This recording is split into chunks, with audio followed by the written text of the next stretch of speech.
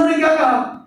یہ شاعری ہے، یہ جادو ہے، یہ مجنون اور دیوانے کا کلام ہے، یہ اس نے خود گھڑ لیا ہے.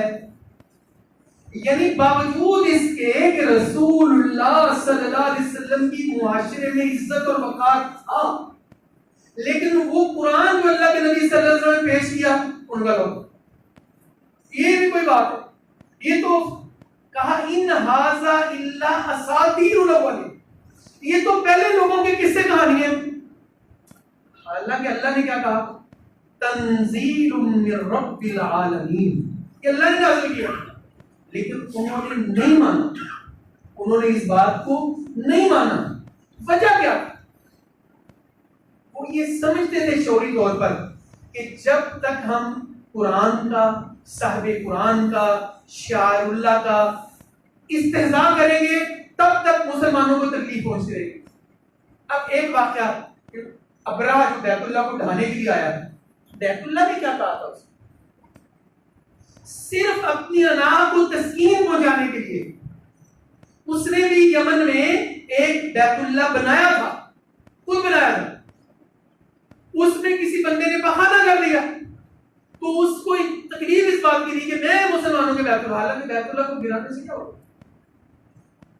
اسی طرح دیکھیں کبھی اللہ کے نبی صلی اللہ علیہ وسلم کے کارٹون اور خاکے بنتے ہیں، اس کے پیچھے مسئلہ ایک ہی ہے. 1400 سال سے لے کر آج تک ان کو ایک ہی تکلیف ہے.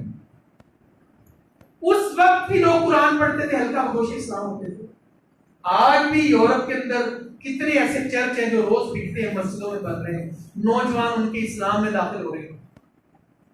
وہ اپنا آبائی کام کر رہے ہیں، یہ کوئی نئی بات نہیں ہے. لیکن مسئلہ میرا اور آپ کا ہے کہ قرآن جلتے رہیں گے، میں احتجاج کرتا رہوں گا، کیا اتنا ہی کافی ہے؟ اس موضوع پر ہم بات کریں. شاباش میری گورنمنٹ نے اعلان کیا کہ بھئی ہم یوم تقدیس قرآن مناتے ہیں، لیکن آپ ماشاءاللہ سارے ارباب علم و دانش دیکھیے احتجاج کرنے سے، اپنی سڑکیں بند کرنے سے، اپنے ٹائر جلانے سے کیا میسج کیا جائے؟ ہماری گورنمنٹ نے احتجاج کارڈ کروانے کی، یہ صحیح بات نہیں ہے، جتنے بھی فورم ہیں ان پر احتجاج کارڈ کروانے. لیکن میرے بھائی، میرا اور آپ کا کرنے کا کام ہے. جب قرآن پاک نازل ہوا، جس سوسائٹی میں قرآن پاک نازل ہوا، اللہ کے نبی صلی اللہ علیہ وسلم کے زمانے سے پہلے وہاں کیا تھا؟ سین کیا؟ وہاں عزت محفوظ نہیں تھی، وہاں لڑائی جھگڑا ہوتا تھا، ہمسایوں کو تنگ کرتے تھے. وہ جو سیدنا جعفر طیار رضی اللہ تعالیٰ نے جو نجاشی کے دربار میں بات کی ہے، تو نجاشی نے ان سے پوچھا کہ بھئی تم کیا، تمہارا مسئلہ کیا؟ انہوں نے کہا بات یہ ہے اے بادشاہ، ہم جاہل قوم تھے، ہم بتوں کو پوجتے تھے، ہم مردار کھاتے تھے، ہم برائے کام کرتے تھے، ہم رشتہ داریوں کو توڑتے تھے، ہم ہمسایوں کو ستاتے تھے، ہم میں جو طاقتور تھا وہ کمزور کو دبا لیتا تھا. یہ قرآن نازل ہونے سے پہلے کی بات. بس ایک لمحے کے لیے میں اور آپ سوچیں، قرآن تو نازل ہو چکا ہے، اس معاشرے میں قرآن پڑھا جاتا ہے، تراویح میں قرآن سنایا جاتا ہے، ہم اپنے بچوں کو قرآن پڑھاتے ہیں، ہم بھی پڑھتے ہیں. لیکن یہ جتنی میں نے بیماریاں گنوائی ہیں، یہ ساری کی ساری تو ہمارے اندر موجود ہے. چاہیے تو یہ تھا کہ قرآن نے کہا یتیموں کا حق نہ کھاؤ، اپنی بہنوں کو وراثت دے دو، اپنے بھائیوں کا حق نہ دو. سارے کریں، پتہ بھی یہ غلط ہے بھائی. ہم نے اصل توہین تو ہم نے کی قرآن پاک، اصل مجرم اور جرموار تو ہم نے میرے عزیزو. کہ قرآن نے جو انقلاب برپا کیا تھا معاشرے میں، ہم نے اس کو قبول ہی نہیں کیا. ہم نے قرآن کو رکھا کس لیے؟ قسم اٹھانے کے لیے، بیٹیوں کو شادی کے موقع پر قرآن کے سائے میں رخصت کرنے کے لیے، بھائی یہ مردے بخشوانے کے لیے. غلطی ہم سے، اصل مجرم ہم ہیں کہ ہم نے. اب دیکھیں میں سنجیدہ بات کرتا ہوں، دنیا میں سب سے زیادہ پڑھی جانے والی کتاب کون سی ہے؟ اور سب سے زیادہ بغیر سمجھ کے پڑھی جانے والی کتاب کون سی ہے؟ یہ ہمارا قرآن پاک سے رویہ ہے بھائی. ہمارے لیے یہ کس کو دکھانا چاہتے ہیں؟ ہم کیوں ہم احتجاج کر رہے ہیں؟ یار میں پڑھتا ہی نہیں ہوں قرآن پاک. جس طرح میرا ذاتی موبائل ہے، یار میرا ذاتی قرآن بھی ہے اور میں نے اپنے گھر میں اپنے لیے قرآن کو رکھا ہوا ہے کہ میں کو یہ میرا قرآن ہے، اس میں میرا سبق ہے، میری نشانی تھی، میں نے پڑھنا ہے. میری ترجیح نہیں ہے میرے بھائی، میں یہ چاہتا نہیں ہوں. تو کاہے کا احتجاج؟ کس کو دکھانا چاہ رہے ہیں ہم؟ تو اس لیے میں آپ سے گزارش کرتا ہوں، اگر ہم نے یہ سلسلہ روکنا ہے، اگر ہم یہ چاہتے ہیں کہ توہین قرآن بند ہو، اگر ہم یہ چاہتے ہیں کہ توہین قرآن بند ہوگی، تو اس کے لیے میرے عزیزوں، میرے بھائیوں، میرے دوستوں، ہمیں وہ کام کرنا پڑے گا جو اللہ کے نبی صلی اللہ علیہ وسلم نے آ کر کیا. تو جناب جعفر رضی اللہ عنہ کیا کہتے ہیں؟ ہم اسی طرح ہی تھے. حتی بعث اللہ الینا رسولا، حتیٰ کہ اللہ تعالیٰ نے اپنے رسول کو بھیج دیا. اس رسول نے ہمیں کیا کہا؟ اللہ سنیے توجہ سے، یہ حدیث ہم نے پہلے کئی بار بیان کی، لیکن اس حدیث کا وہ والا حصہ کہ اس نبی نے آ کر ہمیں کیا کہا. اس نبی نے ہمیں آ کر کہا دیکھو برے کام چھوڑ دو، جھوٹ بولنا چھوڑ دو، یتیم کا مال کھانا چھوڑ دو، لوگوں پر تہمتیں لگانا چھوڑ دو، ایک اللہ کی عبادت کرو، اللہ کے ساتھ کسی کو شریک نہ بناؤ، نماز قائم کرو، زکوٰۃ ادا کرو، رمضان کے روزے رکھو. وَاتَّبَعْنَاهُ عَلَى مَا جَاءَ بِهِ مِنَ اللَّهِ، اور اس کتاب کی پیروی کرو جو میں اللہ کی طرف سے لے کر آیا. وہ کتاب قرآن پاک ہے. بس رولا مکائیں، دل پر ہاتھ رکھ کر بتائیں میں قرآن کی کتنی تابعداری کرتا ہوں، میں قرآن کو کتنا مانتا ہوں، میں قرآن کی کتنی مانتا ہوں. ہر بندہ اپنے آپ سے پوچھے کہ مجھے کتنے دن ہو گئے ہیں میں نے روٹین میں سمجھ کر سوچ کر شعوری طور پر قرآن کی تلاوت کی، کتنا ٹائم گزر گیا مجھے، میں نے اپنا قرآن کھولا ہو اور میں بیٹھ کر پڑھنے لگ گیا ہوں. یہ توہین قرآن ہے کہ ہم کرتے ہیں. کتنی دفعہ ایسا ہوا کہ میں نے کہا کہ یار میرا قرآن ٹھیک نہیں ہے اور میری آنکھوں میں آنسو آ جائیں اور میں کو یار میں کیسا بندہ ہوں کہ میری 40 سال عمر ہو گئی ہے، میرا ابھی تک قرآن کا تلفظ ہی ٹھیک نہیں ہو سکا. ہم جدید تعلیم کے مخالف نہیں ہیں، لیکن ہم سٹینڈ کہاں کر رہے ہیں. میں کتنے دوستوں کو جانتا ہوں انہوں نے کہا یار قاری صاحب ہے تو غلط لیکن فلانی مووی بڑی زبردست ہے، بڑی انسپائریشن ملتی ہے اس سے، فلانا ڈرامہ جو ہے اس میں بڑا سبق ہے، فلانا ناول بڑا اچھا ہے، یار فلانی سٹوری بڑی اچھی ہے. آئیے اللہ سبحانہ وتعالیٰ کتاب اللہ میں فرماتے ہیں یا ایھا الناس قد جاءتکم موعظۃ من ربکم، اے لوگوں تمہارے پاس تمہارے رب کی طرف سے نصیحت ہے. کبھی میں نے غور کیا اور میں اپنے بچوں کو لے کر بیٹھ جاؤں، میں اپنی فیملی کے لوگوں کو لے کر بیٹھ جاؤں، بیگم کو لے کر بیٹھ جاؤں، بیگم تو بڑی اچھی اچھی ریسیپیز بناتی ہے، تیرے سارے کام بہت اچھے ہیں. یہ اللہ نے نصیحت بھیجی ہے، پتہ ہے اس پیغام کا پتہ ہے کوئی؟ اللہ نے کتاب اللہ میں کہا یا ایھا الناس قد جاءتکم موعظۃ من ربکم، تمہارے پاس تمہارے رب کی طرف سے نصیحت آئی ہے. لوگوں کے دانشوروں کی کوٹیشنز، دانشوروں کے قول، ان کی باتیں ہم اقوال زری کے طور پر کوٹ کرتے ہیں. اور کبھی میں قرآن کی آیت بھی کوٹ کرتا ہوں، کبھی میں قرآن کی بات بھی کوٹ کرتا ہوں کہ اللہ نے قرآن پاک میں کہا، یہ اللہ کی بات ہے، اس میں کوئی شک نہیں ہے. اصل توہین تو یہ ہے. لیکن کسی سے کیا گلا شکوا کریں ہمارا اپنا جو رویہ قرآن پاک کے ساتھ وہی ہے. اور آگے اللہ نے کیا فرمایا وَشِفَاءٌ لِمَا فِي الصُّدُورِ، اور اس قرآن میں تمہارے سینوں کی شفا ہے، تمہارے دلوں کا علاج ہے. کتنے ایسے بندے ہیں جو قرآن پاک کو اس سینس میں، اس تناظر میں پڑھتے ہیں یار یہ شفا ہے، دلوں میں حسد ہے، بغض ہے، کوڑ ہے، رحمت ہے، دل کے بائی پاس ہیں. کوئی اس وجہ سے بھی تو قرآن پڑھے نا. اللہ نے قرآن پاک میں کہا وَشِفَاءٌ لِمَا فِي الصُّدُورِ، اس میں سینوں کی بیماریوں کا علاج ہے، سینوں کی بیماریوں کا علاج. اور وہ ہمارے پنجابی میں کیا کہتے ہیں، اور ایتھوں مکائیے تے مکڑی ہے، اللہ دی قسم اگر ایتھوں نہ مکائیے تے نہیں مکڑی. اور ادھر سے مکانے کے لیے قرآن پاک ہے، قرآن پاک دل کا علاج کرتا ہے. اور آگے کیا فرمایا اللہ تعالیٰ، فرمایا وَهُدًى وَرَحْمَةٌ، یہ قرآن ہدایت اور رحمت ہے. یہ قرآن ہدایت اور رحمت ہے. میں لائیو کوچنگ کروں، میں موٹیویشنل اسپیکرز کی تقریریں سنوں، لوگوں کی باتیں مجھ پر اثر ہوں، اور لیکن جو اللہ کی طرف سے ہدایت ہے اور رحمت ہے اس میں کوئی شک نہیں ہے. ہمارا کیا تعلق ہے قرآن پاک سے؟ اور اللہ سبحانہ و تعالیٰ نے کتاب اللہ میں ارشاد فرمایا یا ایھا الناس، اے لوگو، قد جاءکم برہان من ربکم، تمہارے پاس تمہارے رب کی طرف سے واضح دلیل آ چکی ہے.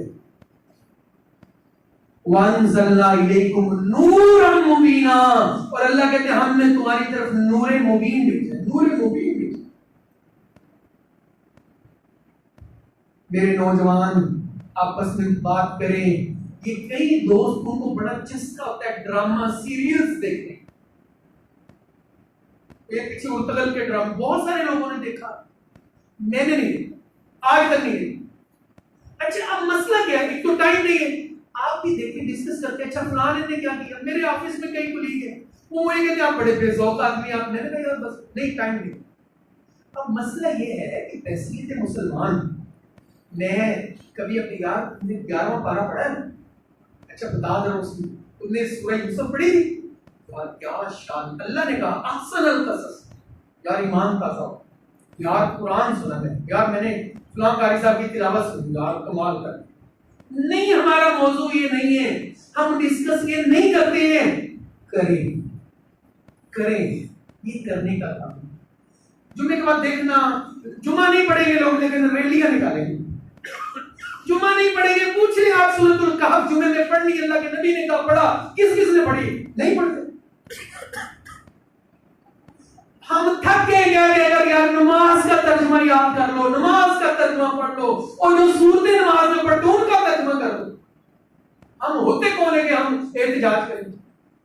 ہم توہین تو خود کر رہے ہیں. اور میری چٹی داڑھی ہو گئی ہے، میرے چٹے بال ہو گئے، میں ابھی تو قرآن ہی نہیں سیکھ سکا. یہ میرے بھائیوں کرنے کا کام ہے.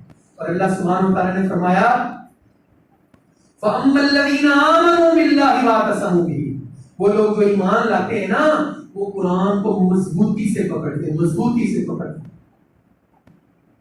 تو بس یہ پیغام ہے، یہ اصل بات ہے کہ میں اور آپ دیکھیں گے ہم سٹینڈ کہاں پر کر رہے ہیں.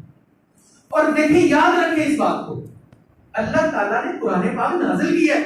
اللہ نے قرآن پاک میں کیا فرمایا؟ اِنَّا نَحْنُ نَزَّلْنَا الذِّكْرَ وَإِنَّا لَهُ لَحَافِظُونَ. اللہ کہتے ہیں ہم نے اس کو نازل کیا، ہم اس کی حفاظت کریں گے. کرے گا اللہ سبحانہ وتعالی کا. لیکن میرا اور آپ کا اس میں کردار کیا ہے؟ حضرت اقبال نے کیا شاندار بات کی، فرماتے تیرے ضمیر پر جب تک نہ ہو نزول کتاب، تیرے ضمیر پہ جب تک نہ ہو نزول کتاب، گرا کشا ہے نہ راضی نہ صاحب کشا. پھر جو مرضی پڑھ لے، پھر جتنی مرضی کتابیں پڑھتا رہے، ان کو کوٹ کرتا رہے، لارڈ نکالنے کی باتیں کرتا رہے، ولیم نیور کی باتیں کرتا رہے، جتنے لوگوں کی مرضی کوٹیشنز کوٹ کرتا رہے، جب تک ایمان والے بندے تیرے ضمیر پر قرآن نازل نہ ہو، کتاب نازل نہ ہو، تجھے قرآن سے ہدایت نہ ملے، تجھے قرآن سے روشنی نہ ملے، تجھے قرآن سے سکون اور قرار نہ ملے، کوئی فائدہ نہیں ہے. اور یہ کرنٹ ایشو ہے، یہ ہمیں کنٹمپریری جو ایشوز ہیں، جو ہمیں چیلنجز درپیش، اللہ کی قسم ان میں یہ ایک ہے. اور ہم نے قرآن کو بالکل لائٹ لیا ہوا ہے، ہم قرآن کو بالکل ہلکا سمجھتے ہیں. ہمارا کیا تعلق ہے قرآن پاک سے؟ جب تک ہم قرآن اور اللہ کے نبی صلی اللہ علیہ وسلم کے صحابی سید عمر فاروق رضی اللہ عنہ کی بات سناتا ہوں. یہ صحیح مسلم کے اندر ہے. ایک دفعہ ایسا ہوا کہ سیدنا عمر فاروق رضی اللہ تعالیٰ نے مکہ کا گورنر بنا دیا نافع بن عبد الحارث کو، مکہ کا گورنر بنا دیا. اور اس طرح ہوا کہ وہ وہاں سے کسی اور شہر چلے کے بعد سیدنا عمر فاروق بھی، تو سیدنا عمر فاروق رضی اللہ عنہ نے کہا کہ میں نے تو تمہیں مکہ کا گورنر بنایا تھا، تو وہاں کس کو چھوڑ کر آیا؟ تو سیدنا نافع بن عبد الحارث کہتے ہیں کہ میں مکہ کا گورنر ابن ابزہ کو بنا کر آیا. فرمایا وہ ابن ابزہ کون ہے؟ فرمایا وہ ہمارے غلاموں میں سے ایک غلام ہے.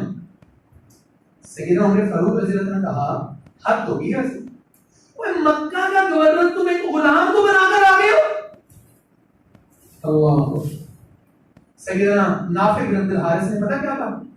حضرت جی وہ ہے تو غلام لیکن انہو قاری لکتاب اللہ عز و جل، وہ قرآن کا قاری ہے، وہ قرآن کا قاری ہے.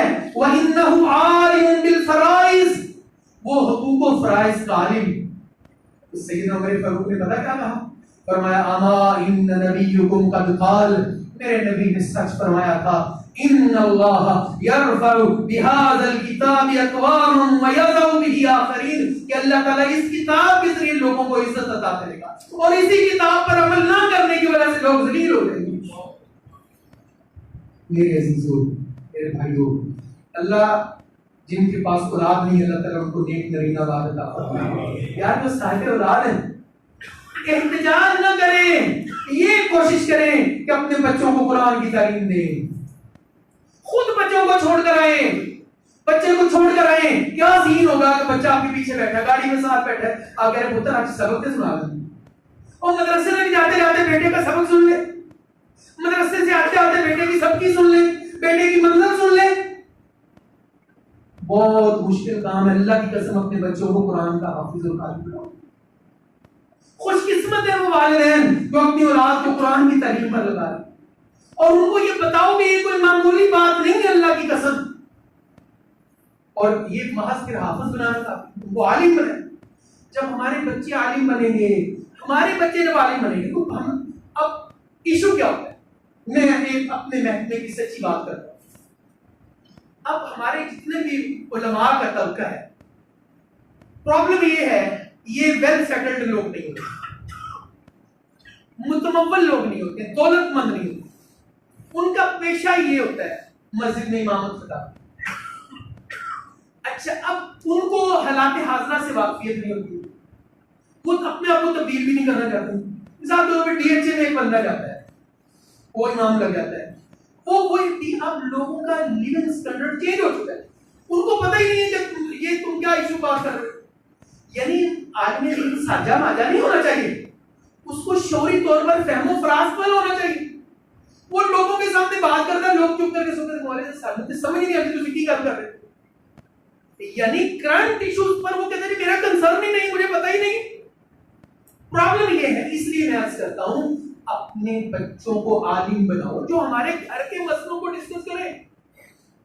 تو اس کو پتا ہے میرے گھر میں کیا مسئلہ چل رہا ہے، مجھے میری فیملی کے مسائل ہی اور ہیں، مولوی صاحب کو پتہ ہی نہیں ہے. تو اس لیے ایک عالم دین کو بالکل اپ ٹو ڈیٹ ہونا چاہیے ساری چیزوں سے، اور یہ اس کی شان، اس کا کام ہی ہے. اب ہوتا کیا ہے، اس کو پتا ہوتا ہے کہ جو 100 مسائل ہیں وہ کھل کر بات نہیں کرتا، وہ حقیقت بیان نہیں کرتا. تو اس لیے میں آپ سے بہت ٹائم سے یہ کہہ رہا ہوں، میں گزارش کر رہا ہوں خود اس کام کو سمجھیں، یہ ہمارا کرنے کا کام ہے. اور اگر ہم نے نہ کیا، قرآن نے پتہ کیا کہا؟ فرمایا وَمَنْ أَعْرَضَ عَنْ ذِكْرِي فَإِنَّ لَهُ مَعِيشَةً ضَنْكًا. اگر تم نے قرآن پاک کو پس پشت ڈال دیا، اگر تم نے قرآن پاک سے منہ موڑ لیا، کیا مطلب اس کا؟ بھائی قرآن پاک کی تعلیمات ہی نہیں ہمارے پاس، ہمیں قرآن کے حلال اور حرام کا پتہ نہیں ہے، ہمارا جو فیصلہ ہے وہ قرآن کے مطابق نہیں ہوتا. اس کا یہی مطلب ہے ہم نے قرآن پاک سے منہ موڑ لیا. تو فرمایا اگر تم نے قرآن پاک سے اعراض کر لیا، اللہ تعالیٰ کہتے ہیں میں تمہاری گزران تنگ کر دوں گی. گزران تنگ کرنے کا کیا مطلب ہے؟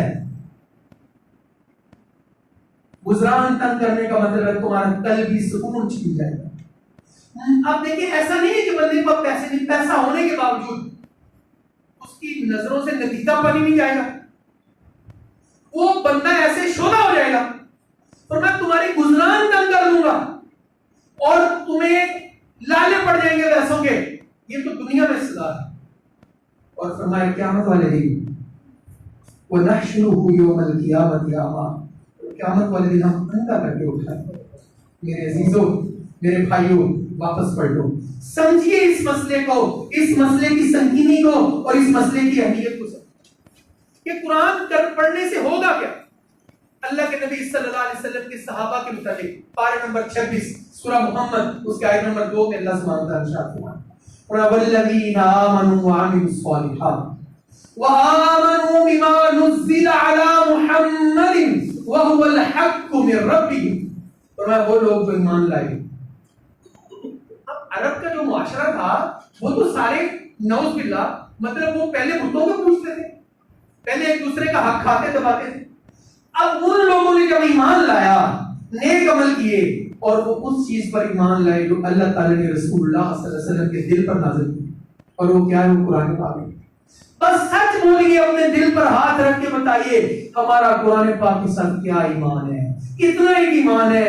ہم قرآن پاک کے مطابق، ہماری معیشت قرآن پاک کے مطابق، ہماری معاشرت قرآن پاک کے مطابق، ہماری خوشیاں غمیاں قرآن پاک کے مطابق ہیں. تو توہین تو میرے بھائیوں ہم کر رہے ہیں. یہ جو سویڈن کے، فرانس کے لوگ ہیں یار، ان کا کام یہ ہے، وہ شروع سے لے کر اسلام کے دشمن ہیں، وہ ہمارے دشمن ہیں، وہ کریں گے. اور میں تو قرآن پر ایمان لایا ہوں نا، قرآن میری کتاب ہے. میں نے تو یہ کہا تھا آمنت باللہ وملائکتہ وکتبہ ورسلہ. یہ میرا ایمان کا مسئلہ ہے کہ میں اللہ کی کتابوں پر ایمان لایا ہوں، میں اللہ کے رسولوں پر ایمان لایا ہوں. یہ میرا ایمان کا مسئلہ ہے. میں توہین برداشت نہیں کر سکتا، لیکن میں عمل بھی تو نہیں کرتا ہوں نا اس کے مطابق. تو فرمایا جب انہوں نے قرآن پاک پر عمل کیا، اللہ پھر اللہ نے کیا کیا؟ کفر عنہم سیئاتہم، ان سے ان کی برائیوں کو دور کر دیا. واصلح بالہم، اور ان کے سارے بگڑے معاملات کی اصلاح کر دی. یہ وہی لوگ تھے نا جو معاشرے میں اپنی بیٹیوں کو زندہ درگور کر دیتے تھے، وہی تھے نا، یہ وہی لوگ تھے. پھر کیا ہوا؟ قرآن نے ان پر اثر کیا. بارگاہ رسالت میں آ کر کہتے تحقیرنی یا رسول اللہ، اللہ کے نبی ہمیں پاک کر دو، ہم سے غلطی ہوگی. یہ کیا بیٹھے ہو کر. سو میرے عزیزوں، میرے بھائیوں، دوستوں، قرآن کی حفاظت اللہ سبحانہ و تعالیٰ نے کرنی اور اللہ نے کی ہے. جب اہل رسالت میں قرآن نازل ہوا تو لوگوں نے کیا کہا؟ یہ جادو ہے، یہ شاعری ہے. تو اللہ تعالیٰ نے اس وقت جو قادر الکلام لوگ تھے ان کو اللہ تعالیٰ نے چیلنج کیا. فرمایا قُلْ لَئِنِ اجْتَمَعَتِ الْإِنسُ وَالْجِنُّ عَلَىٰ أَن يَأْتِوا بِمِثْلِ هَٰذَا الْقُرْآنِ.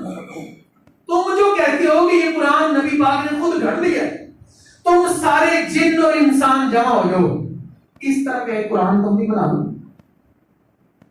وَلَوْ كَانَ بَعْضُهُمْ لِبَعْضٍ ظَهِيرًا، ایک دوسرے کو اپنی مدد کے لیے بلا لو، نہیں بنا سکتے. تو اللہ تعالیٰ نے تھوڑی نرمی کر دی کہ چلو یہ پورا قرآن بنانا تو مشکل ہے، تم اس طرح کرو ام یقولون افترا، تم جو کہتے ہو کہ یہ قرآن خود گھڑ لیا ہے، قل فأتوا بعشر سور من مثلہ مفتریات، تم اس طرح کی 10 صورتیں لے آؤ، 10 صورتیں بنا کر لے آؤ. من استطعتم من دون اللہ وادعوا من استطعتم من دون اللہ ان کنتم صادقین، اور تم اللہ کے علاوہ جس کو اپنی مدد کے لیے بلانا چاہتے ہو بلا لو. نہیں 10 صورتیں نہیں کر سکتے. فرمایا وَإِن كُنتُمْ فِي رَيْبٍ مِّمَّا نَزَّلْنَا عَلَىٰ عَبْدِنَا فَأْتُوا بِسُورَةٍ مِّثْلِهِ. پورا قرآن نہیں بن سکا، 10 صورتیں نہیں بن سکی، ایک سورت ہی قرآن جیسی بنا لو اگر تم جو کہتے ہو اس نبی نے خود بنایا. وَدُوا شُهَدَاءَكُم مِّن دُونِ اللَّهِ إِن كُنتُمْ صَادِقِينَ. بلا لو اپنے حمایتیوں کو، اللہ کے علاوہ جس کو مرضی بلانا بلا لو. نہیں، اللہ سبحانہ وتعالی نے آخری بات کیا کی؟ فَلْيَأْتُوا بِحَدِيثٍ مِّثْلِهِ. اس قرآن کی باتوں جیسی کوئی بات ہی بنا دو، اس کی آیتوں جیسی کوئی ایک آیت ہی بنا دو. اور پھر اللہ نے آخر میں کیا کہا؟ فَإِن لَّمْ تَفْعَلُوا، وَلَن تَفْعَلُوا، پھر اگر تم کرنا بھی چاہو تو نہیں کر سکو، تم نہیں کر سکو گے. تمہارے لیے یہ ہے وَاتَّقُوا النَّارَ فَاتَّقُوا النَّارَ الَّتِي وَقُودُهَا النَّاسُ وَالْحِجَارَةُ، ڈر جاؤ اس آگ سے جس کا ایندھن لوگ اور پتھر ہے. اعدت للکافرین، وہ تیاری کافروں کے لیے کی گئی ہے. یہ جہنم کا ایندھن بنے گی انشاءاللہ.